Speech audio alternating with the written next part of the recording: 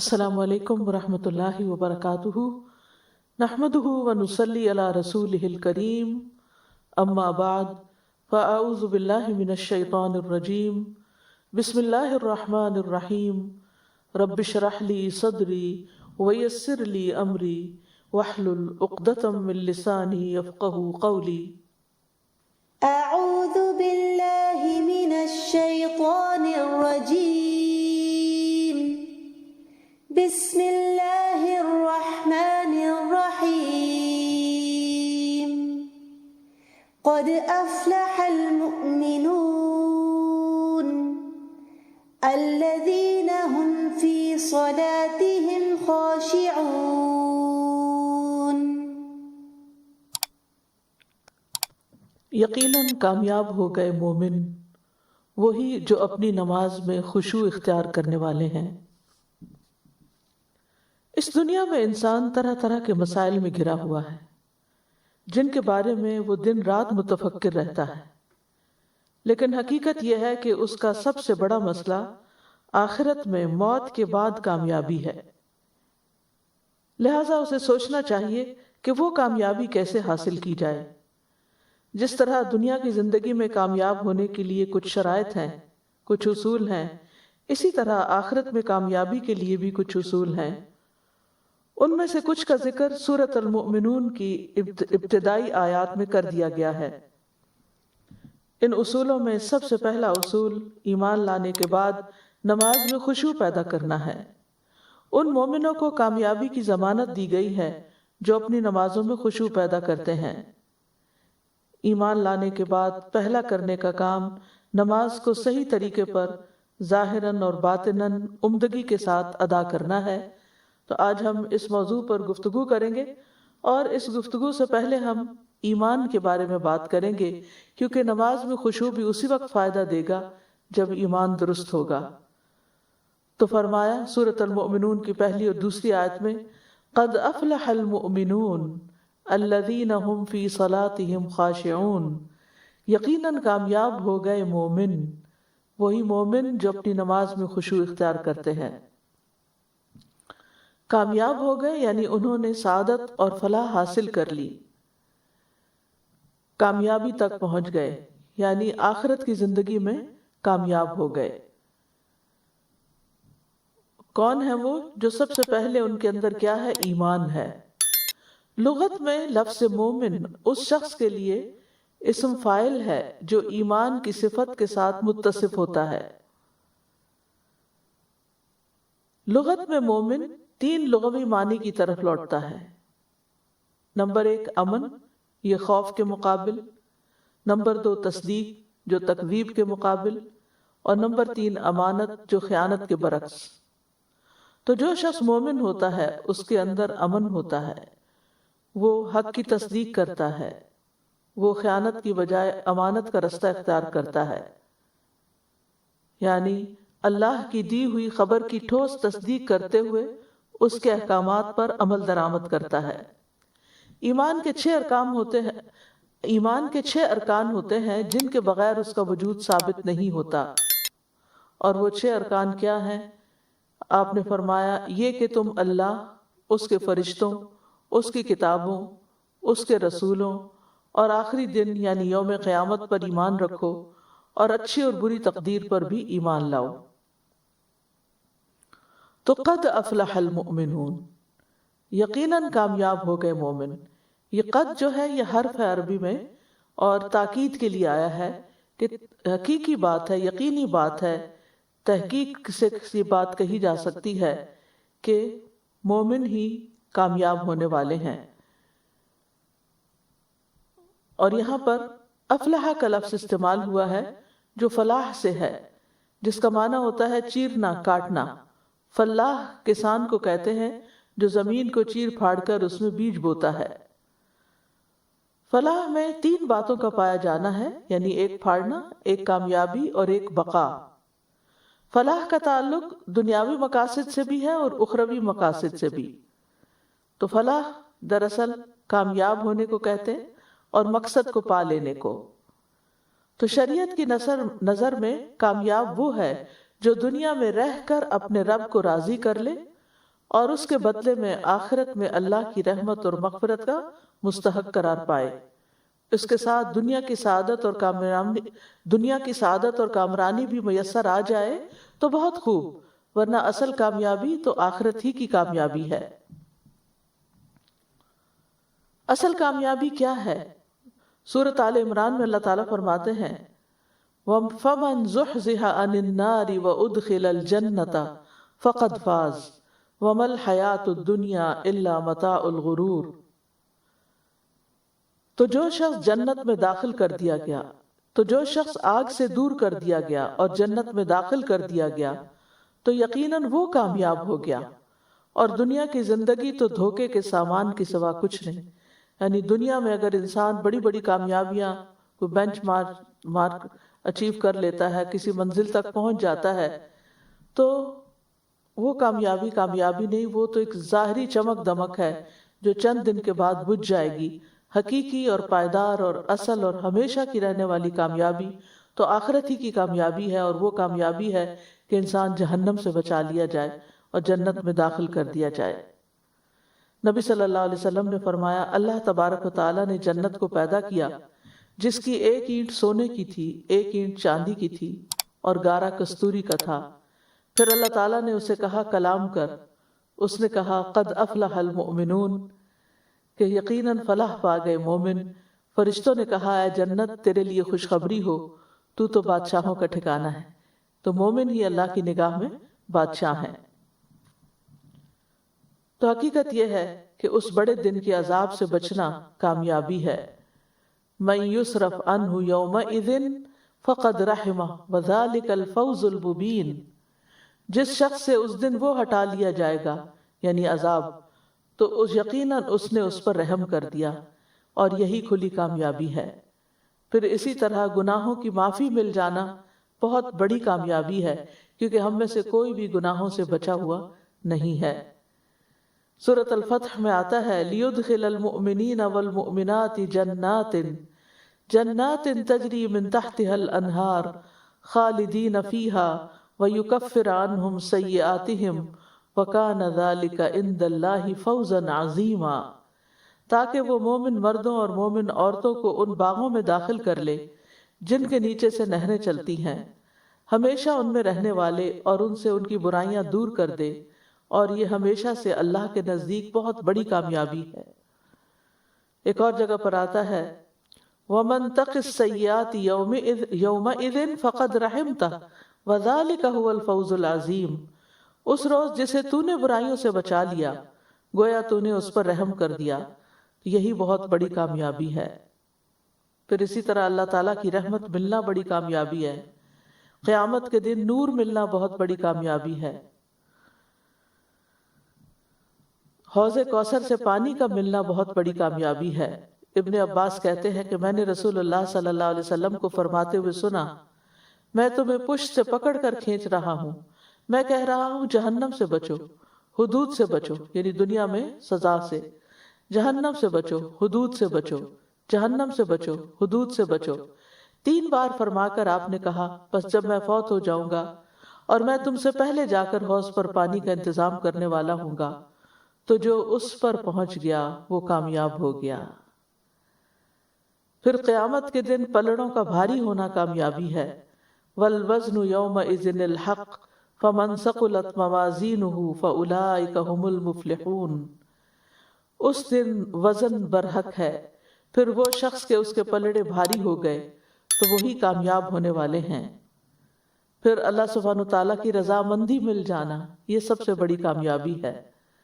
وعد اللہ المؤمنین والمؤمنات جنات تجری من تحتها الانہار خالدین فیہا ومساکن طیبۃ فی جنات عدن ورضوان من اللہ اکبر ذلک هو الفوز العظیم۔ اللہ نے مومن مردوں اور مومن عورتوں سے ایسے باغات کا وعدہ کر رکھا ہے جن میں نہریں جاری ہیں، ان میں وہ ہمیشہ رہیں گے، نیز ہمیشگی کے باغات میں پاکیزہ قیام گاہوں کا بھی وعدہ کر رکھا ہے، اور اللہ کی رضا تو ان سب نعمتوں سے بڑھ کر ہوگی، یہی بہت بڑی کامیابی ہے۔ تو کامیابی کے حصول کے اسباب میں سب سے پہلا سبب جو اس آیت میں ہمیں ملتا ہے وہ ایمان لانا ہے، کیونکہ ایمان والے ہی دراصل اس دن خوف اور غم سے محفوظ ہوں گے۔ الا ان اولیاء اللہ لا خوف علیہم ولا هم يحزنون الذین آمنوا وکانوا یتقون۔ سن لو، بے شک اللہ کے دوست، ان پر نہ کوئی خوف ہے اور نہ وہ غمگین ہوں گے، وہ جو ایمان لائے اور وہ تقوی اختیار کرتے تھے۔ لہم البشری فی الحیات الدنیا، ان کے لیے دنیا کی زندگی میں بھی خوشخبری ہے، وفی الآخرہ، اور آخرت میں بھی۔ لا تبدیل لکلمات اللہ، اللہ کے کلمات بدل نہیں سکتے، اللہ کی باتوں کے لیے کوئی تبدیلی نہیں۔ ذالک هو الفوز العظیم، یہی بہت بڑی کامیابی ہے۔ پھر اسی طرح ایمان اور عمل صالح سے کامیابی حاصل ہوتی ہے، اور عمل صالح کو صالح اسی لیے کہا جاتا ہے کہ وہ انسان کی اصلاح کر دیتے ہیں، یعنی جیسے نماز پڑھنا، صدقہ خیرات کرنا، جن چیزوں کو بھی ہم اعمال صالحہ کہتے ہیں، وہ دراصل انسان کو صالح بنا کر انسان کی اصلاح کرتے ہیں، اور جب دنیا میں انسان کی اصلاح ہو جاتی ہے تو وہ دنیا کی کامیابی بھی حاصل کرتا ہے اور نتیجتاً آخرت کی بھی۔ کامیابی کے لیے لا الہ الا اللہ کہنا سب سے پہلے آتا ہے۔ نبی صلی اللہ علیہ وسلم حجاز کے بازار میں بلند آواز سے لوگوں کو پکارا کرتے تھے، یا ایھا الناس قولوا لا الہ الا اللہ تفلحوا، اے لوگو لا الہ الا اللہ کہہ دو تو فلاح پا جاؤ گے۔ اللہ کا تقوی اختیار کرنا فلاح کی ضمانت ہے۔ واتقوا اللہ لعلکم تفلحون، اور اللہ سے ڈرو تاکہ تم کامیاب ہو جاؤ۔ ان للمتقین مفازا، یقیناً متقی لوگوں کے لیے ایک بڑی کامیابی ہے۔ پھر اللہ اور اس کے رسول کی اطاعت کرنا، یہ کامیابی کی ضمانت ہے۔ اللہ سبحانہ تعالیٰ کی طرف سے نازل کردہ نور کی پیروی کرنا، قرآن مجید کی پیروی کرنا، یہ کامیابی کی علامت ہے۔ واتبعوا النور الذی انزل معہ اولئک هم المفلحون، جو لوگ ایمان لائے اور اسے قوت دی اور اس کی مدد کی، یعنی نبی صلی اللہ علیہ وسلم کی، اور اس نور کی پیروی کی جو اس کے ساتھ اتارا گیا، وہی لوگ فلاح پانے والے ہیں۔ پھر اللہ تعالیٰ کی عبادت کرنا، یا ایھا الذین آمنوا ارکعوا واسجدوا واعبدوا ربکم وافعلوا الخیر لعلکم تفلحون، اے لوگو جو ایمان لائے ہو، رکوع کرو، سجدہ کرو، اپنے رب کی عبادت کرو اور نیکی کرو تاکہ تم کامیاب ہو جاؤ۔ پھر اسی طرح اپنے سارے فرائض پورے کرنا۔ ایک اعرابی بکھرے بالوں والا رسول اللہ صلی اللہ علیہ وسلم کی خدمت میں حاضر ہوا۔ اس نے پوچھا، یا رسول اللہ، بتائیے مجھ پر اللہ نے کتنی نمازیں فرض کی ہیں؟ آپ نے فرمایا 5 نمازیں، یہ اور بات ہے کہ تم اپنی طرف سے نفل پڑھ لو۔ پھر اس نے کہا، بتائیے اللہ نے مجھ پہ روزے کتنے فرض کیے ہیں؟ آپ نے فرمایا رمضان کے مہینے کے، یہ اور بات ہے کہ تم خود اپنے طور پر کچھ نفلی روزے بھی رکھ لو۔ پھر اس نے پوچھا، بتائیے زکوٰۃ کس طرح مجھ پر اللہ نے فرض کی ہے؟ تو آپ صلی اللہ علیہ وسلم نے اس کو طریقہ بتا دیا۔ اس اعرابی نے کہا، اللہ کی قسم، اس ذات کی قسم جس نے آپ کو عزت دی، نہ میں اس میں سے جو اللہ نے مجھ پر فرض کیا ہے کچھ بڑھاؤں گا نہ گھٹاؤں گا۔ اس پر رسول اللہ صلی اللہ علیہ وسلم نے فرمایا، اگر اس نے سچ کہا ہے تو یہ فلاح پا گیا، اگر سچ کہا ہے تو جنت میں چلا جائے گا۔ تو اس سے یہ پتہ چلتا ہے کہ بنیادی اسلامی عبادات کا ادا کرنا بھی کامیابی کی علامت ہے۔ پھر اسی طرح نیک عمل کرتے رہنا، گناہوں سے بچتے رہنا، شراب جوا وغیرہ سے بچنا، یہ بھی کامیابی کی طرف لے جاتا ہے۔ اے لوگو جو ایمان لائے ہو، بات یہی ہے کہ شراب اور جوا اور شرک کے لیے نصب کردہ چیزیں اور فال کے تیر سراسر گندی چیزیں ہیں، شیطان کے کام میں سے ہیں، سو ان سے بچو تاکہ تم فلاح پاؤ۔ کثرت سے اللہ کا ذکر کرنا، وَاذْكُرُوا اللَّهَ كَثِيرًا لَعَلَّكُمْ تُفْلِحُونَ۔ پھر سچائی اختیار کرنا، اللہ کی نعمتوں کا تذکرہ کرنا اور ان پر شکر ادا کرنا۔ فَاذْكُرُوا آلَاءَ اللَّهِ لَعَلَّكُمْ تُفْلِحُونَ، سو اللہ کی نعمتیں یاد کرو تاکہ تم فلاح پاؤ۔ پھر قناعت اختیار کرنا، یعنی جو اللہ نے دیا اس پر راضی رہنا۔ توبہ کرنا، سورۃ نور میں آتا ہے وَتُوبُوا إِلَى اللَّهِ جَمِيعًا ایھا المؤمنون لعلکم تفلحون، اور تم سب اللہ کی طرف توبہ کرو اے مومنو تاکہ تم کامیاب ہو جاؤ۔ پھر تزکیہ نفس کرنا، قد افلح من زکاہا، یقیناً کامیاب ہو گیا وہ جس نے اس کو پاک کر لیا۔ اللہ کے راستے میں جد و جہد کرنا، یا ایھا الذین آمنوا اتقوا اللہ وابتغوا الیہ الوسیلہ وجاہدوا فی سبیلہ لعلکم تفلحون، اے لوگو جو ایمان لائے ہو اللہ سے ڈرو اور اس کی طرف قرب تلاش کرو اور اس کے راستے میں جہاد کرو تاکہ تم کامیاب ہو جاؤ۔ پھر یہ کہ جان و مال اللہ کے راستے میں لگانا، الذین آمنوا وہاجروا وجاہدوا فی سبیل اللہ باموالہم وانفسہم اعظم درجۃ عند اللہ واولئک ھم الفائزون، جو لوگ ایمان لائے اور انہوں نے ہجرت کی اور اللہ کے راستے میں اپنے مالوں اور اپنی جانوں کے ساتھ جہاد کیا، اللہ کے ہاں درجے میں زیادہ بڑے ہیں اور وہی لوگ کامیاب ہیں۔ پھر بخل سے بچنا، وَمَن یوق شح نفسہ فَأُولَئِکَ ھم المفلحون، اور جو دل کی تنگی سے بچا لیا گیا تو وہ دراصل کامیاب ہوا۔ پھر امر بالمعروف اور نہی عن المنکر کرنا، پھر مصائب اور مشکلات پر صبر کرنا، یہ سب کامیابی کی طرف لے جاتے ہیں۔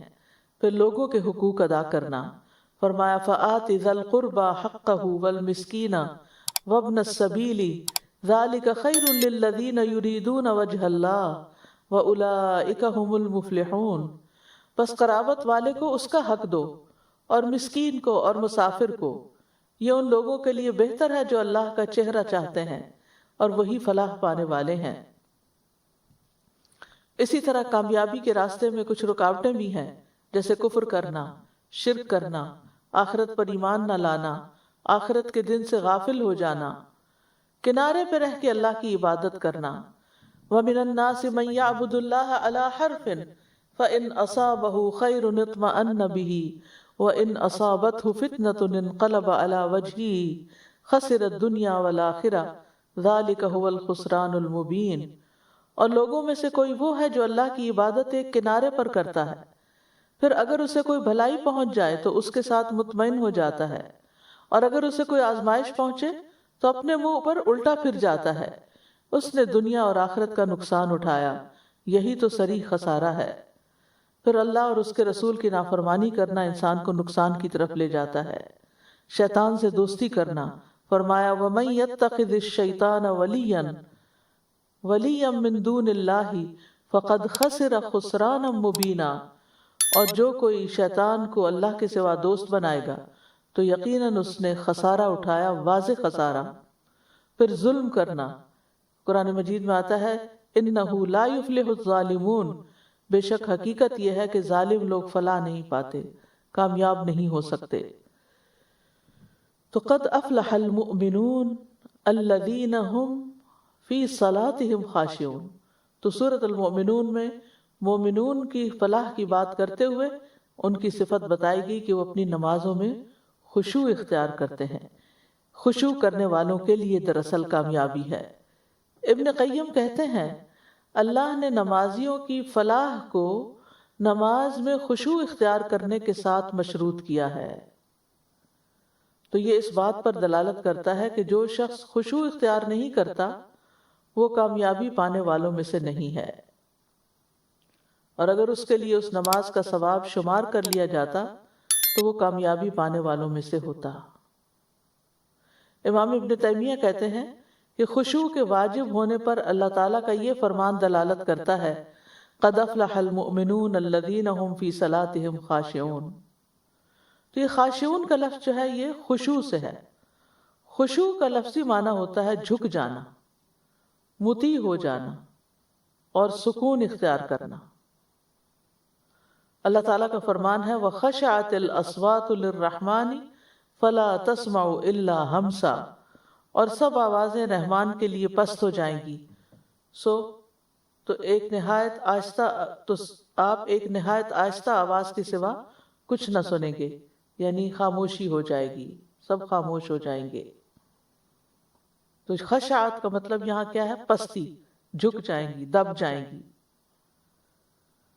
اور اصطلاح میں خشوع کہتے ہیں دل اپنے رب کے سامنے فرما برداری اور ذلت کے ساتھ جھک جائے، یعنی اللہ کے سامنے دل جھک جائے. جب اللہ کے سامنے کھڑے ہوں نماز کی حالت میں تو دل عاجزی کے ساتھ ذلت کے ساتھ جھک جائے.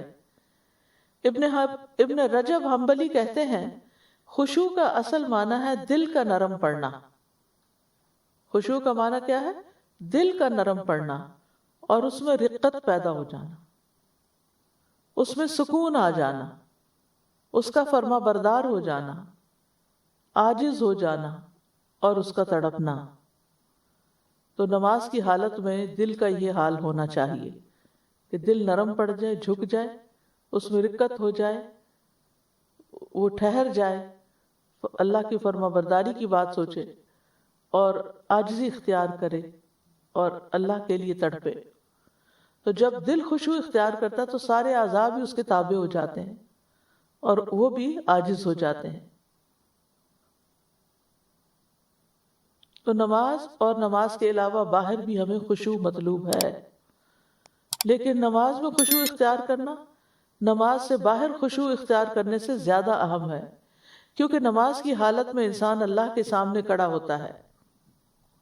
یاد رکھیے خشوع دلی عبادت ہے، دل کی عبادت ہے جس کے اثرات انسان کے ظاہری اعضاء پر ظاہر ہوتے ہیں.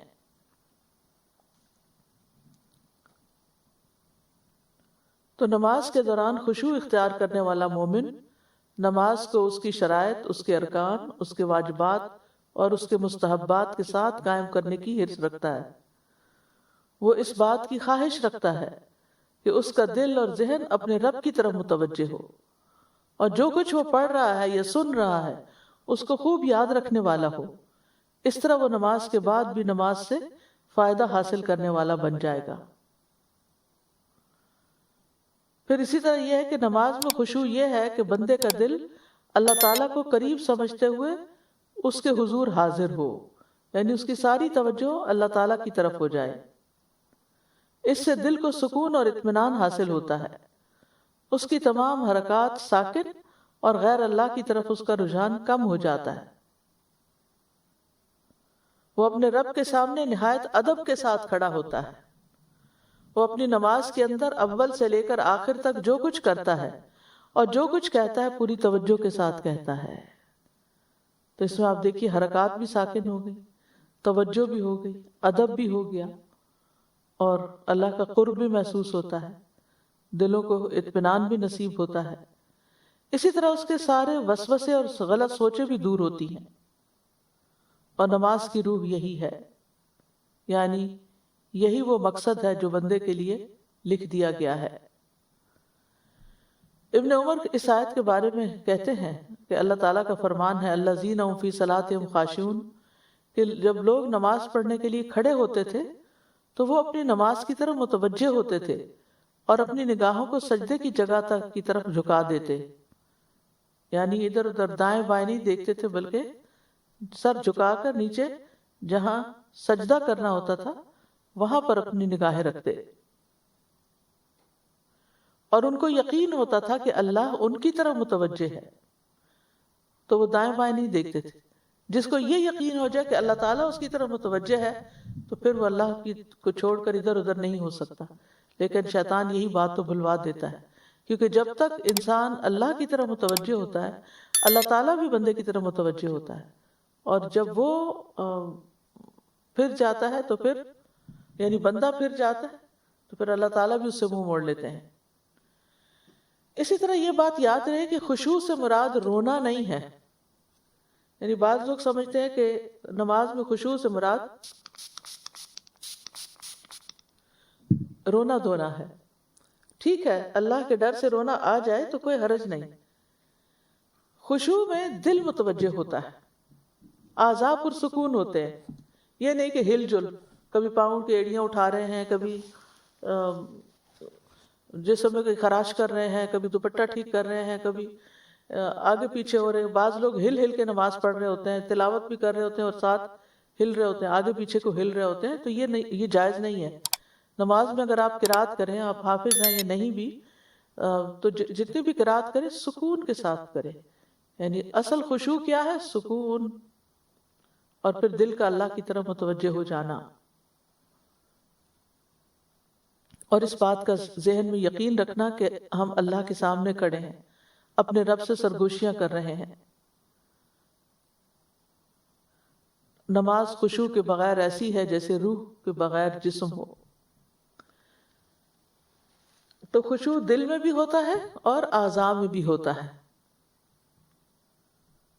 یعنی دل بھی اللہ کی طرف حاضر ہو اور اعضاء بھی اپنی جگہ پر ساکت ہو، اور اپنی حرکات و سکنات میں، اپنے رکوع اور سجود میں، اپنے قیام اور قعود میں نبی صلی اللہ علیہ وسلم کے طریقے کی اتباع کی جائے، اور شدید حرص ہو اس بات کی کہ بلا ضرورت حرکت نہ کی جائے،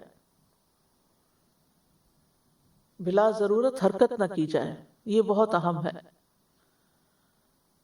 تو جب یہ بات آ جاتی ہے کہ سارا نبی صلی اللہ علیہ وسلم کے طریقے پر ہی اٹھنا بیٹھنا ہو، تو پھر اس سے یہ پتہ چلتا ہے کہ خشوع میں سنت کے مطابق نماز پڑھنا بھی آ جاتا ہے۔ عمر رضی اللہ عنہ جب کسی آدمی کو دیکھتے کہ وہ نماز میں اپنی گردن نیچے جھکا رہا ہے تو آپ اس کی گردن پر کوڑا مارتے اور اسے کہتے افسوس تجھ پر، خشوع تو دل میں ہوتا ہے، یعنی بہت زیادہ سر جھکا کے کھڑے ہو جانا، یعنی ایک تو نا نگاہوں کا جھکا ہونا، گردن سیدھی ہے لیکن نگاہیں جھکی ہوئی ہیں، اور ایک یہ ہے کہ سر جھکا لینا کھڑے ہو کر، تو وہ کہتے کہ خشوع دل میں ہے۔ اور سعید بن مسیب نے ایک آدمی کو دیکھا، وہ اپنی نماز میں اپنی داڑھی سے کھیل رہا تھا، یعنی بالوں سے خارش وارش کر رہا تھا، تو انہوں نے کہا اگر اس کے دل میں خشوع ہوتا تو اس کے اعضاء میں بھی ہوتا، پھر اس کے ہاتھ بھی ایک جگہ ساکت ہوتے۔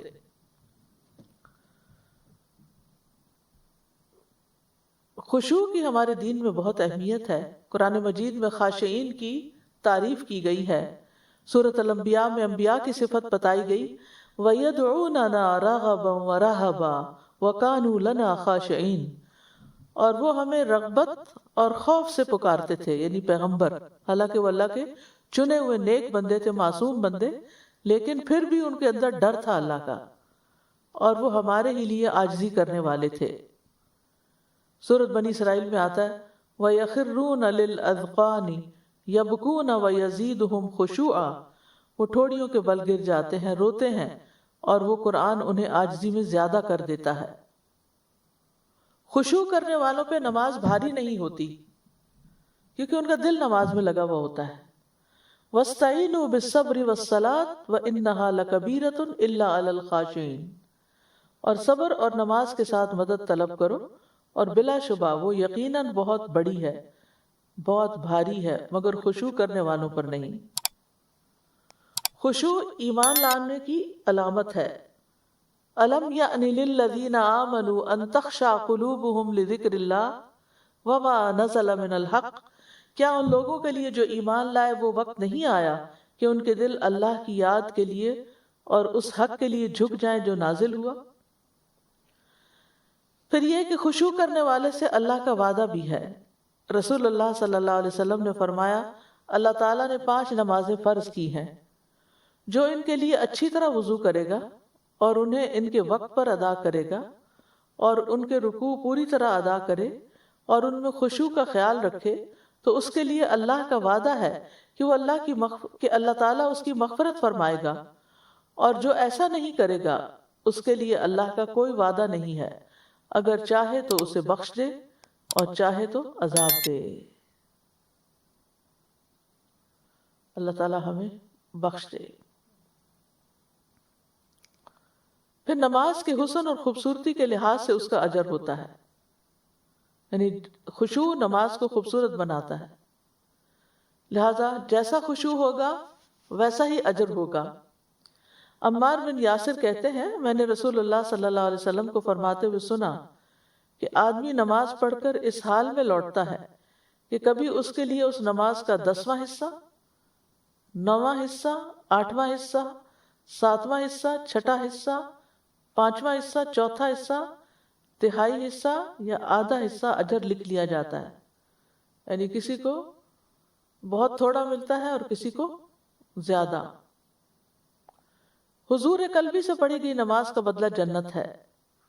آپ نے فرمایا جو شخص اچھی طرح وضو کرے پھر 2 رکعت ادا کرے جس میں اپنے دل اور اپنے چہرے کو پوری طرح متوجہ رکھے تو ایسے شخص کے لیے جنت واجب ہو جائے گی۔ لیکن آپ صلی اللہ علیہ وسلم نے اس بات سے بھی خبردار کیا کہ سب سے پہلے خشوع ہی اٹھے گا امت سے۔ نبی صلی اللہ علیہ وسلم نے فرمایا سب سے پہلی چیز جو امت سے اٹھائی جائے گی وہ خشوع ہے۔ وہ زمانہ بھی آئے گا کہ تمہیں ان میں ایک بھی خشوع کرنے والا آدمی نظر نہ آئے گا۔ یعنی آپ رائٹ لیفٹ دیکھیں نمازیوں کو، کسی کے اندر خشوع نہیں ہوگا۔ اللہ سبحانہ وتعالی ہمیں اس سے محروم نہ کرے۔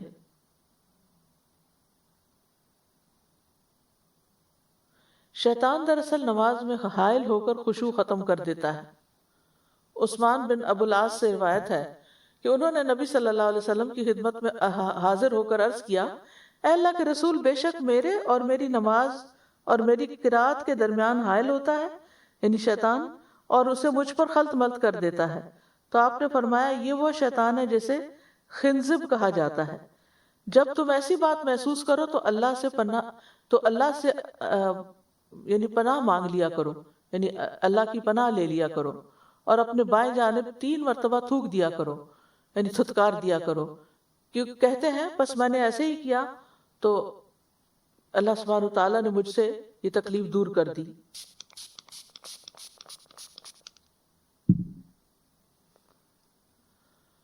شیطان دراصل وسوسوں اور خیالات میں الجھا کر دنیا کی باتیں، پریشانیاں یاد دلا کر نماز کو خراب کرتا ہے۔ ابن قیم کہتے ہیں کہ بغیر خشوع اور توجہ کے نماز ایسے جسم کی مانند ہے جو جسم مردہ ہو اور اس میں روح نہ ہو۔ کیا بندے کو اس بات سے حیا نہیں آتی کہ وہ اپنے جیسی مخلوق کو مردہ غلام یا مردہ لونڈی کا تحفہ دے؟ تو اس بندے کے بارے میں کیا خیال ہے جو کسی بادشاہ یا کسی امیر وغیرہ کو ایسا تحفہ دینے کا ارادہ کرے؟ تو وہ نماز جو خشوع اور توجہ سے خالی ہوتی ہے وہ اسی کے برابر ہے، مردہ کے برابر ہے، اور اللہ کے حضور ہم ایک مردہ بھیج رہے ہوتے ہیں۔ پھر اسی طرح یہ ہے کہ جتنا جتنا دل سمجھ کر ادا کرتا ہے نماز کو اتنا ہی ثواب ملتا ہے۔ بعض لوگ کہتے ہیں کہ 2 آدمی نماز میں ہوتے ہیں اور دونوں میں ایسے فرق ہوتا ہے جیسے زمین اور آسمان کا۔ ایک خشوع سے پڑھ رہا ہوتا ہے وہی نماز اسی امام کے پیچھے، اور دوسرا بالکل بے توجہی سے۔ ابن قیم کہتے ہیں کہ نماز میں لوگوں کے مختلف درجات ہوتے ہیں۔ نمبر 1، نماز کے ارکان اور واجبات میں کوتاہی کرنے والا، یعنی وہ چیزیں جس کے بغیر نماز ہوتی نہیں لیکن وہ پوری نہیں۔ ایسا شخص جو اپنی جان پر ظلم کر رہا ہوتا ہے اور نماز میں کوتاہی کرنے والا ہے، اور یہ وہ شخص ہے جو وضو میں اور نماز کے اوقات اور اس کی حدود اور ارکان میں کمی کرتا ہے، یعنی ڈھنگ سے وضو نہیں کرتا، کچھ حصہ خشک رہ جاتا ہے، یا پرواہ نہیں کرتا کہ وضو ہے یا نہیں۔ نمبر 2، نماز کے ظاہری ارکان کی حفاظت کرنے والا۔ دوسرا وہ شخص ہے جو نماز کے اوقات کی اور اس کی حدود کی اور اس کے ظاہری ارکان کی اور وضو کی حفاظت کرتا ہے، لیکن وہ اپنے نفس میں آنے والے وسوسوں کے ساتھ جہاد کرنے کو ضائع کر دیتا ہے، یعنی اپنے نفس کے ساتھ جو ہے وہ نہیں پوری طرح وہ قابو پا سکتا، تو وہ سوچوں اور وسوسوں میں کھو جاتا ہے۔ یعنی بعض لوگ وضو پرفیکٹ کریں گے، ان کے سارے جو ریچولز ہیں نماز کے پورے ادا کریں گے، لیکن دل ان کا الجھا ہوا ہوگا ادھر ادھر دنیا کی باتوں میں۔ نمبر 3، نماز کے ارکان کی حفاظت کے ساتھ نفس کے ساتھ جہاد کرنے والا۔ تیسرا شخص جو اپنی نماز کی حدود اور اس کے ارکان کی حفاظت کرتا ہے اور وسوسوں اور سوچوں کو دور کرنے میں اپنے نفس کے ساتھ جہاد کرتا ہے، تو وہ اپنے دشمن کے ساتھ جہاد کرنے میں مشغول ہوتا ہے تاکہ اس کا دشمن اس کی نماز کو چوری نہ کر لے، تو وہ نماز بھی ادا کر رہا ہے اور جہاد بھی کر رہا ہے۔ نمبر 4، نماز میں انتہائی مستغرق ہونا، ڈوبا ہوا ہونا نماز میں۔ یہ ایسا شخص ہوتا ہے جو نماز کے حقوق اور اس کے ارکان اور اس کے حدود کو مکمل کرتا ہے، اس کا دل نماز کی حدود کی حفاظت کرنے میں غرق ہوتا ہے تاکہ وہ نماز سے کسی چیز کو ضائع نہ کر دے، یعنی اس کے ارکان بھی پورے ہوتے ہیں اور دل کی حفاظت بھی کر رہا ہوتا ہے۔ بلکہ اس کا پورا ارادہ یہ ہوتا ہے کہ وہ نماز کو اسی طرح قائم کرے جیسے کہ اس کو قائم کرنی چاہیے، اور اس کو مکمل کرے اور اس کی تکمیل کرے، تو اس کا دل نماز کو قائم کرنے میں اور رب تبارک و تعالیٰ کی عبودیت میں مصروف اور مشغول ہوتا ہے۔ پانچواں شخص، اور یہ اعلیٰ درجہ کا ہے، دل سے دیکھتے ہوئے اللہ کو نماز پڑھنا، کأنک تراہ۔ یہ وہ شخص ہے کہ جب وہ نماز کے لیے کھڑا ہوتا ہے تو وہ اس چوتھے شخص کی طرح ہی کھڑا ہوتا ہے، لیکن اس کے ساتھ ساتھ وہ اپنے دل کو پکڑ کر اپنے رب عز و جل کے سامنے رکھ دیتا ہے، اور وہ اپنے دل سے اپنے رب کو دیکھ رہا ہوتا ہے۔ اس کا دل اللہ کی محبت اور عظمت سے بھر جاتا ہے، گویا کہ وہ اللہ کو دیکھ رہا ہو اور اس کا مشاہدہ کر رہا ہو، اور اس سے وسوسے اور خیالات بالکل ختم ہو جاتے ہیں، اور ان خیالات اور وسوسوں کے پردے اس کے اور اس کے رب کے درمیان سے اٹھ جاتے ہیں۔ پس یہ آدمی نماز کے لحاظ سے دیگر لوگوں سے اتنا افضل اور عظیم ہے جیسا کہ آسمان اور زمین میں فرق ہے۔ یہ اس وجہ سے ہے کہ یہ شخص نماز میں اپنے رب عز و جل کے ساتھ مصروف ہوتا ہے۔ اب وہ ان کا انجام بھی بتاتے ہیں۔ پہلی قسم کے لوگوں کو ایسی نماز پڑھنے کے باوجود بھی سزا دی جائے گی جنہوں نے اپنے وضو وغیرہ اور شرائط کا لحاظ نہ رکھا۔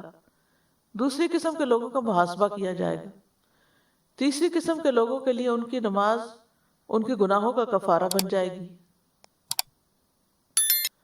چوتھی قسم کے لوگوں کو اجر و ثواب دیا جائے گا، اور پانچویں قسم کے لوگ اپنے رب کے مقربین میں شامل ہوں گے، یعنی رب کے قریب ترین ہوں گے۔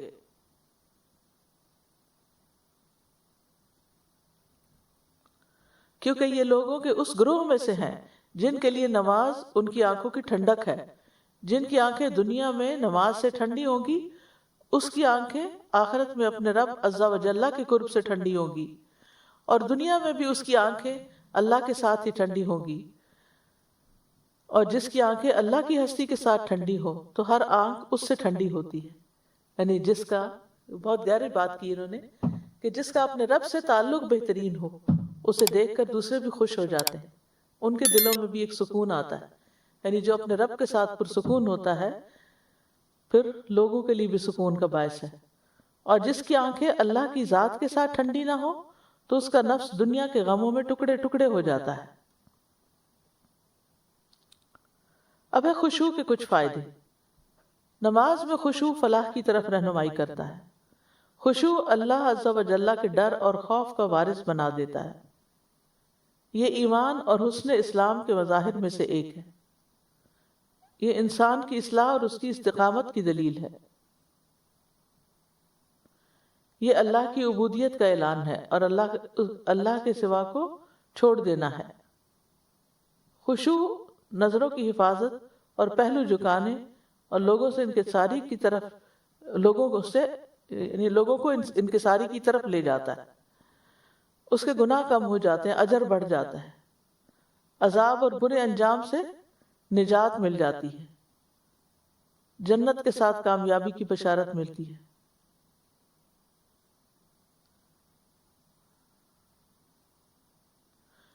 خشوع والوں کے قیامت کے دن بلند درجات ہوں گے۔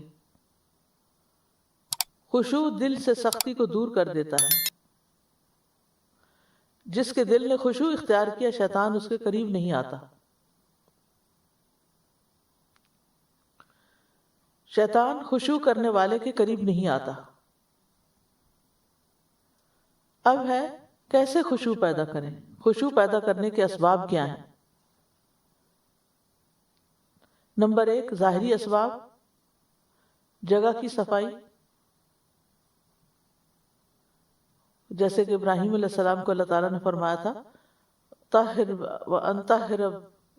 طہر بیتی للطائفین والقائمین والرکع السجود، کہ میرے گھر کو صاف رکھو، میرے گھر کو صاف رکھو طواف کرنے والوں کے لیے، قیام کرنے والوں کے لیے، رکوع سجدہ کرنے والوں کے لیے۔ مساجد کو صاف رکھا جائے تاکہ مصلی جب نماز پڑھنے کے لیے آئیں تو ان کا خشوع متاثر نہ ہو۔ لباس میں سادگی ہو،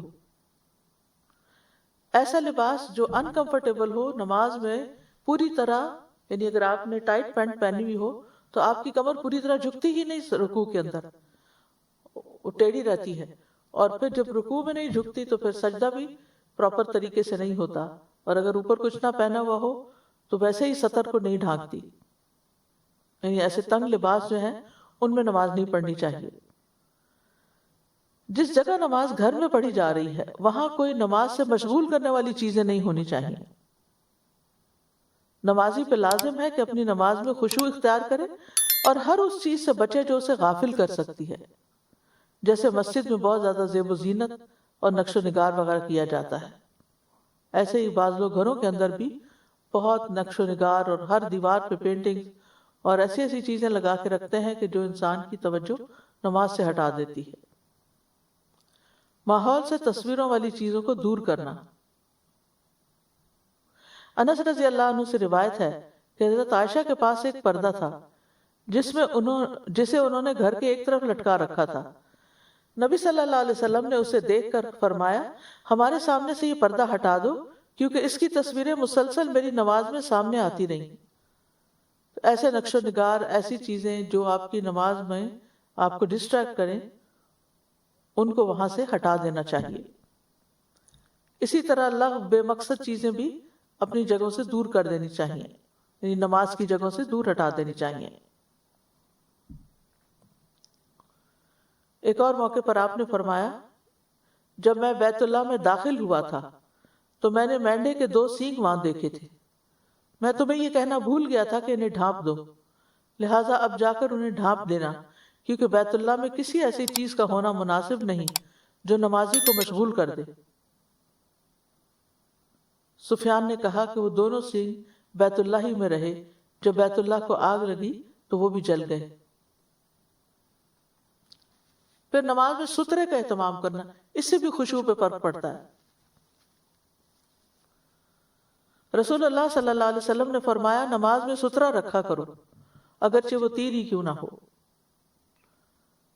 پھر گفتگو کرنے والے اور سونے والے کے پیچھے نماز نہ پڑھنا، یعنی بالکل کوئی آپ کے ساتھ یا سامنے سو رہا ہے تو پھر وہ ریلیکسنگ موڈ میں ہے تو آپ بھی اسے دیکھ کر ریلیکس ہوتے رہیں گے، اور اگر کوئی باتیں کر رہا ہے تو آپ کی ساری توجہ باتوں کی طرف چلی جائے گی تو مقصد فوت ہو جائے گا.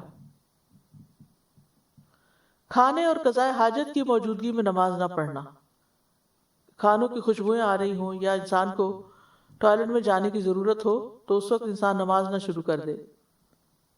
پھر نیند کے غلبے میں نماز نہ پڑھی جائے. نبی صلی اللہ علیہ وسلم نے فرمایا جب نماز پڑھتے وقت تم میں سے کسی کو اونگ آ جائے تو اسے سو جانا چاہیے یہاں تک کہ اس سے نیند کا اثر ختم ہو جائے، اس لیے کہ جب تم میں سے کوئی شخص نماز پڑھتا ہے اور وہ اونگ رہا ہوتا ہے تو وہ نہیں جانتا کہ وہ مغفرت طلب کر رہا ہے یا اپنے آپ کو کوئی بد دعا دے رہا ہے.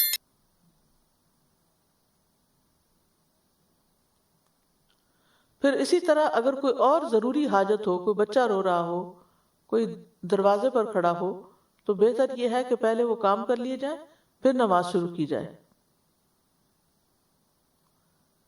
پھر کچھ باطنی اسباب بھی ہیں خشوع پیدا کرنے کے. یاد رکھیے کہ نماز نفس کے ساتھ ایک معرکہ ہے، گویا آپ ایک کشتی لڑ رہے ہیں کسی سے.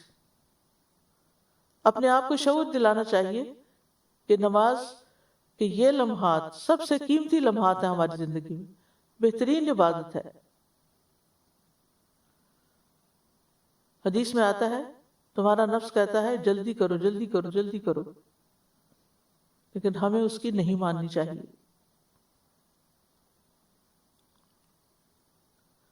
پھر اسی طرح نماز کی قدر پہچاننی چاہیے، اس سے پھر نماز کا حق ادا کرنے کو دل چاہے گا.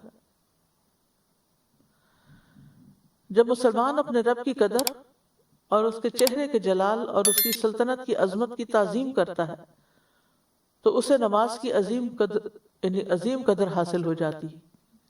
یعنی جب انسان اپنے رب کی قدر کرتا ہے، اپنے رب کی عظمت کو پہچانتا ہے، تو پھر جب اس کے سامنے اس احساس کے ساتھ جھکتا ہے تو واقعی نماز میں روح آ جاتی ہے.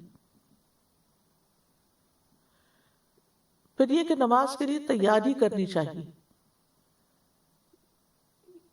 جب اذان ہو جائے تو اس کے بعد نماز ہی کے کاموں کے لیے مشغول ہو، وضو کرے، جگہ بنائے اور اللہ کی طرف متوجہ ہو جائے.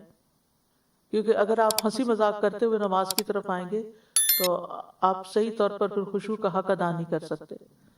پھر نماز کی حکمتوں کو سمجھا جائے، نماز کا ترجمہ آنا چاہیے. پھر ایک ایک سٹیپ پر اس کی حکمت غور کریں. مثلا تکبیر تحریمہ کہتے ہیں اللہ اکبر، کہ آپ اللہ کی بڑائی بیان کر رہے ہیں. وسع کرسیہ السماوات والارض، اس کی کرسی آسمانوں اور زمین کو سمائے ہوئے، آپ بہت بڑے رب کے آگے جھکے ہیں. پھر دعا استفتاح، اس میں بھی اللہ تعالیٰ کی تعریف کرتے ہیں آپ. پھر رکوع، پشت اور چہرے کو اللہ کے لیے جھکانے کے ساتھ ساتھ عاجزی کا اظہار بھی ہوتا ہے. پھر سجدہ کرنا، اور سجدے میں تسبیحات کے علاوہ چونکہ دعائیں قبول ہوتی ہیں اس لیے زیادہ سے زیادہ دعائیں مانگ لینا.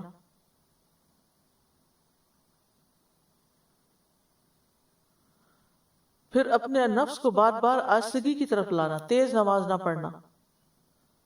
پھر ہے اپنے نفس کو یاد دلانا کہ وہ اپنے رب کے سامنے کھڑا ہے.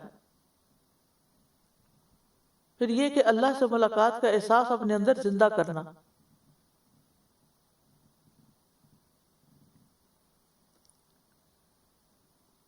پھر یہ کہ اللہ کی قدرت کو سوچنا.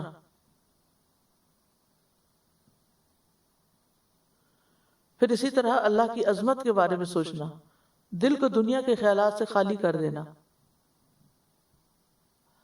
دنیا کے حقیر پن کے بارے میں سوچنا، اپنی موت کو یاد رکھنا.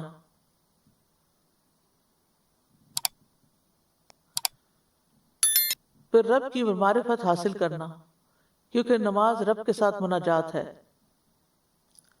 نمازی اپنے رب سے سرگوشیاں کرتا ہے، اس کے لیے عمدگی سے پڑھنا زیادہ اچھا ہوتا ہے. پھر قرآنی آیات اور دعاؤں کو تدبر سے پڑھنا، ہر آیت پر رکنا، قرآن کو ٹھہر ٹھہر کر پڑھنا اور آواز کو خوبصورت بنانا. یہ ساری چیزیں خشوع پیدا کرنے کے لیے. قرآنی آیات کے مطابق ان کا جواب بھی دینا. پھر اطمینان اور سکون سے ہر رکن ادا کرنا.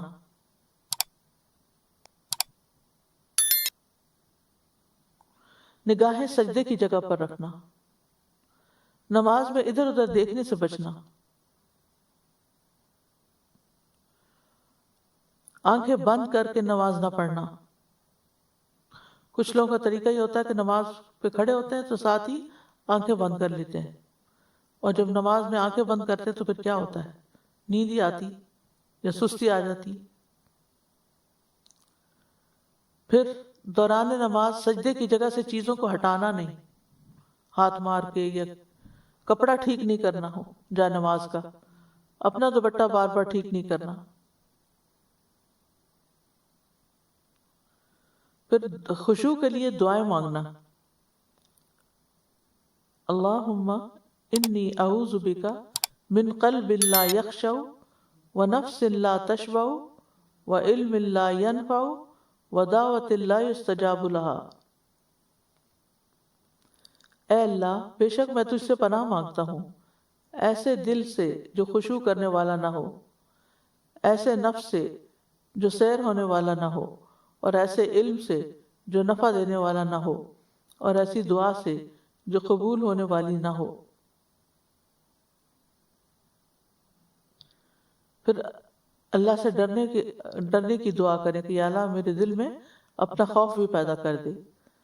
اور کرنے کے کاموں میں بہت سی چیزیں بتا دی گئی ہیں، لیکن یاد دہانی کے لیے نماز کو اس کے متعین وقت میں ادا کریں، ارکان، واجبات اور شرائط کا خیال رکھیں. کامیاب مومن بننے کے لیے، جنت میں جانے کے لیے نمازوں میں خشوع پیدا کریں. خشوع کے لیے گھر کے کسی پرسکون ایریا کا انتخاب کریں.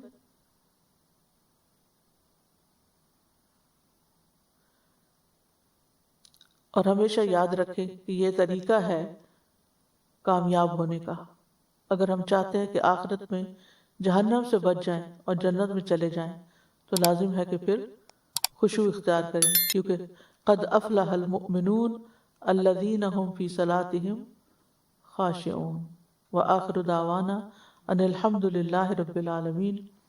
سبحانک اللہم وبحمدک اشہد ان لا الہ الا انت استغفرک واتوب الیک۔ السلام علیکم ورحمۃ اللہ وبرکاتہ۔